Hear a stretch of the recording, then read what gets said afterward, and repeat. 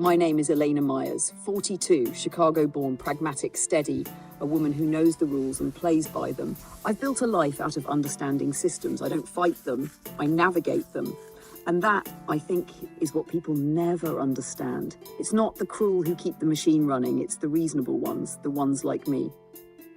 I work in healthcare insurance, though I've stopped calling it that. What we really do is math wrapped in mercy. We measure who deserves to live a little longer and who doesn't in ratios and percentages.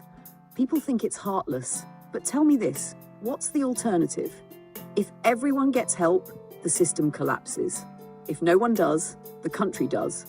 We just draw the lines where they need to be drawn. Someone has to, and most days that someone is me. I remember the first claim I denied. A young father, stage 3 lymphoma, policy expired 4 days before his renewal. He called begging. I listened. I always listen.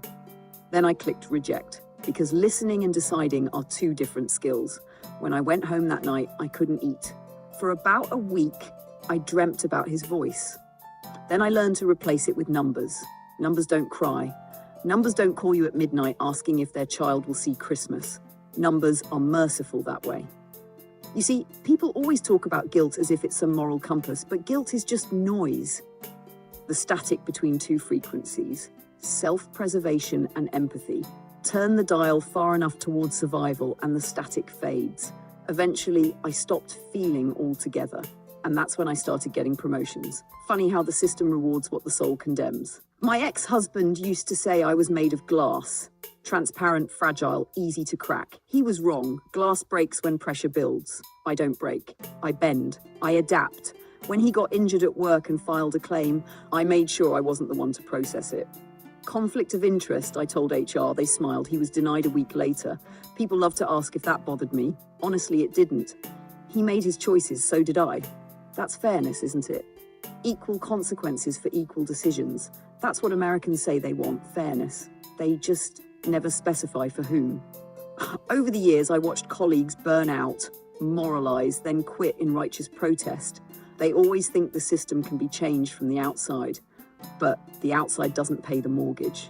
The outside doesn't feed your kids. The outside doesn't have dental coverage. Every revolution eventually realizes it needs insurance. That's when people like me come in.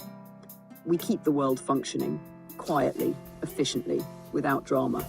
A few months ago, I was called into a meeting, a compliance review.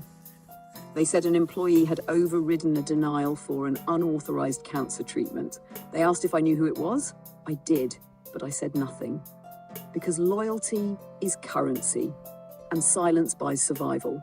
The woman who did it, she was idealistic, maybe 40, divorced, always talking about ethics and compassion. She reminded me of who I was 20 years ago, and look how that version of me would have ended up. Unemployed, idealistic, broke. So I let the system correct her. One less noise in the machine, one more week of stability for me. People like to think justice happens in courtrooms. It doesn't.